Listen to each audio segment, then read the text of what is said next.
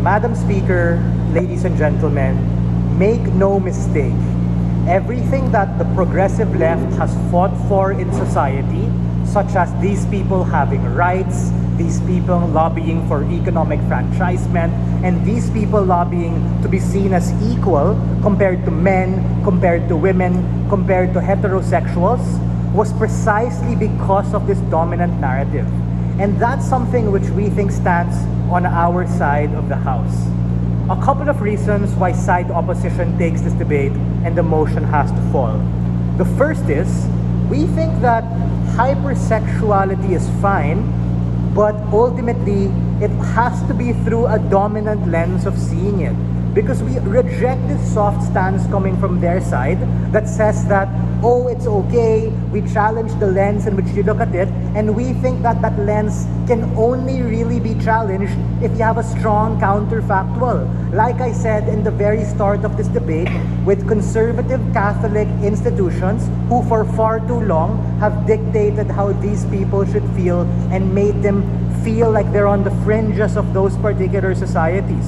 We think that the change and delta only happens when you have this countervailing narrative, because it's precisely where people are angry that structural change actually happens and you're able to get better discourse.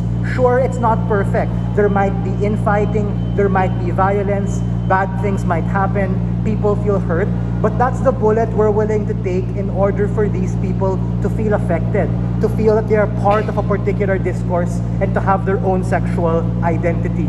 Case in point, right? The reason precisely why Dave Chappelle was cancelled, because he was being a dick. Because we think that the movement had to look at hypersexuality through a dominant lens when they say that what Caitlyn Jenner did in the cover of Sports Illustrated was fine. I question the lens of why when a man does it or a woman does it or any heterosexual individual, it's okay, but when it's someone who's doing that, gay dude, you're being offensive, queer person, trans individual, no. We think that we cannot have this double standard in terms of how people ought to feel and how people express themselves. Secondly, right, ladies and gentlemen, let's take a look at their side, which talks about the idea of backlash. We think that at best it's a wash or a deadlock, because on our side we can say that backlash is gonna happen to the people who are hypersexualized. Like what I said in my speech, these people get labeled as hoes and as sluts and are no longer part of society, especially in largely conservative ideologies. The harm here is that these people get pushed to the closet wherein they don't feel part of their particular identity and don't have the veil of the community to be able to take care of them, and you allow the Catholic Church and other oppressive institutions to say, you are a sodomite, you are going to hell. The only way we can challenge the lens of seeing that and actually have some sort of discourse is not by silencing the opposition, but allowing that discourse to happen. Lastly is in terms of standing material, right? Because we think at the end of the day, some impacts that we give you are still standing.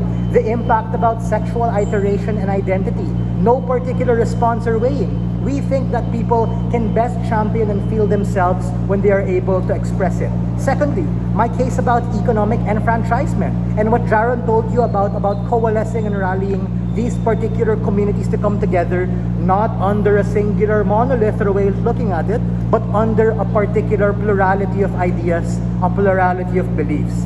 We think this can ultimately be better on our side of the house when these particular people can feel safe and can ultimately challenge the very oppressive structures that push it to begin with. These ones who have been in place for far too long, and these people have to not be silenced. These people have to be brought to the light. And for all of these reasons, we are very proud to stand on side opposition.